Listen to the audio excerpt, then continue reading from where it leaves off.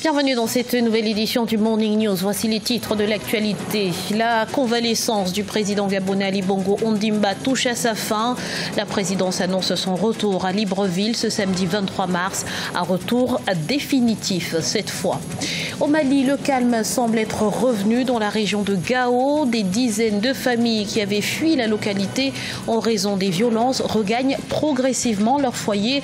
Gros plan dans ce journal. Et puis une campagne de vaccination contre la méningite sera organisée du 29 mars au 2 avril prochain au Burkina Faso. Le pays fait actuellement face à une épidémie. 933 cas, dont 55 décès, ont déjà été recensés. Mais avant de développer ces titres, le porte-parole du gouvernement camerounais, René Sadi, a été clair. Le président Paul Biya ne dialoguera pas avec Maurice Kamto. Déclaration à laquelle son parti, le MRC, n'a pour l'heure pas réagi. On fait le point tout de suite avec Nathalie Mo. Mardi 19 mars 2019, le ministre camerounais de la communication, René Emmanuel Sadi, a opposé une fin de non-recevoir au dialogue avec le pouvoir proposé par l'opposant Maurice Kamto. Le porte-parole du gouvernement camerounais a jugé maladroite la démarche de l'homme politique. Le président Biya ne peut pas être considéré comme étant à mettre sur un même pied d'égalité avec M. Kamto. M. Kamto est un citoyen comme tout le monde. Je crois qu'il doit aujourd'hui cesser de se considérer comme un alter ego. Je tiens à préciser que M. Kamto et ses partisans sont devant la justice camerounaise pour des faits n'ayant aucun rapport avec leur engagement politique. Dans le camp du mouvement pour la renaissance du Cameroun, l'heure est encore aux comparutions des personnes interpellées suite à la marche du 26 janvier 2019. Le parti politique d'opposition peaufine sa défense après le rejet de la libération provisoire de son leader. Nous travaillons sur deux fronts. Le premier front est judiciaire et le second front est politique. Sur le plan judiciaire, évidemment, nos avocats, le collège d'avocats a déjà fait appel de ces jugements du tribunal des grandes instances de Yaoundé qui a rejeté en bloc toutes les demandes d'habeas corpus. Le 18 mars 2019, le secrétaire d'État adjoint aux États-Unis pour les affaires africaines, Tibor Nagy, s'était entretenu avec le président camerounais Paul Biya au sujet de la situation politique du Cameroun. Le diplomate américain avait demandé une libération de l'opposant Maurice Kamto. L'annonce a été faite ce jeudi. Après 5 mois d'absence, le président Ali Bongo Ondimba sera de retour à Libreville ce samedi 23 mars. Un retour qui marquera la fin d'une convalescence à Rabat après un accident cardiovasculaire. Les détails avec Cheikh Omar Bandaogo. Après son accident vasculaire cérébral fin octobre 2018, le président gabonais Ali Bongo Ondimba, qui depuis fin novembre est en convalescence au Maroc, a effectué 2 retours express au pays. Le premier le 15 janvier pour la prestation de serment du nouvel exécutif, puis une seconde fois le 25 février pour présider un conseil des ministres. Cette fois, la présidence annonce son retour définitif à Libreville.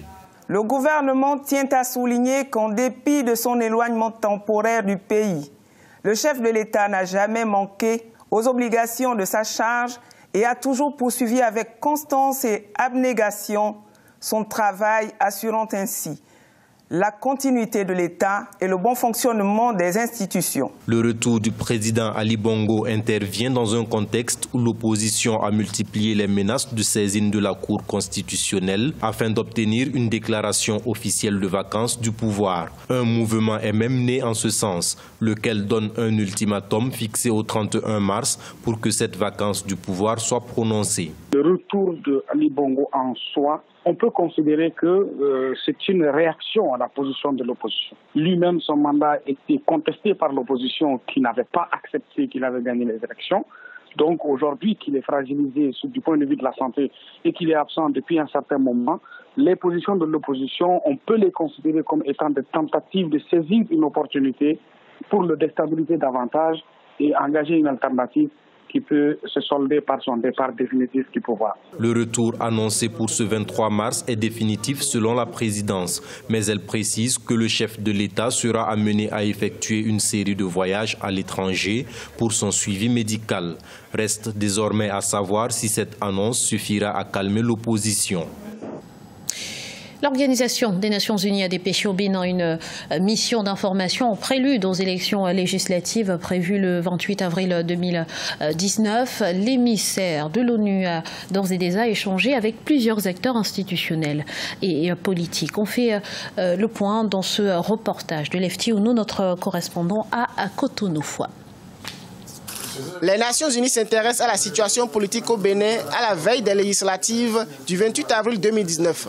L'envoyé spécial du secrétaire général de l'ONU pour l'Afrique de l'Ouest et le Sahel, Mohamed Ibn Chambas, effectue une mission d'observation pour s'enquérir de l'évolution des démarches institutionnelles en vue d'élections inclusives et apaisées. Entre autres personnalités rencontrées, l'émissaire onusien a échangé mercredi 20 mars 2019 avec le président de l'Assemblée nationale, Maître Adrien Humbedji. Il faut essayer d'avancer d'une manière consensuelle avec les réformes pour qu'on finisse. Nous pouvons encore une fois au Bénin avoir des législatives exemplaires. Le pays connaît une crise sociopolitique liée à l'exclusion des partis de l'opposition en prélude aux législatives du 28 avril 2019. Le chef de l'État a mandaté le président de l'Assemblée nationale pour conduire des tractations en vue d'un consensus. Les Nations Unies vont continuer de travailler étroitement, d'ailleurs avec la CEDEAO et puis avec tous les partis politiques. Chaque fois de faire le Béninois être conscient. 2 blocs politiques de la mouvance présidentielle ont été autorisés à prendre part aux législatives au terme de l'examen des dossiers de candidature par la Commission électorale nationale autonome Sénat. Les candidatures de partis alliés au chef de l'État, dont celui du président de l'Assemblée nationale, parti du Renouveau démocratique PRD, ont été recalées. Au Mali, les familles qui avaient fui la région de Gao en raison de l'insécurité regagnent peu à peu leur foyer, motivées par un retour apparent au calme. Des familles qui doivent à présent se réorganiser, se reconstruire. Cheikh Omar Bondaogo. Reconstruire, se reconstruire. 7 ans après l'éclatement du conflit à Gao, c'est le défi de nombreux des habitants de cette ville du Nord Mali qui ont trouvé refuge ailleurs dans le pays, voire au-delà des frontières. Avec la présence des casques bleus, l'aide de l'Agence des Nations Unies pour les réfugiés et d'autres groupes d'aide, la ville retrouve lentement une certaine normalité. J'ai entendu dire que la paix et la sécurité étaient revenues à Gao. C'est pourquoi j'ai décidé de revenir. Selon le HCR, environ 60 000 personnes sont rentrées à Gao, y compris d'anciens et nouveaux résidents. Avec le soutien de l'Union européenne et d'autres partenaires, les rapatriés ont eu accès à un financement pour les aider à soutenir leurs activités. Avec l'argent, je vais acheter des outils. En outre, des moutons ou des chèvres pour me procurer du lait et peut-être plus tard en vendre un pour améliorer notre situation. Seul ou en communauté, chaque rapatrié tente de refaire sa vie. L'association Boni Ben, composée de femmes, a mis en place un projet d'irrigation qui permet de canaliser l'eau du fleuve Niger à usage maraîcher et qui constitue une source de revenus.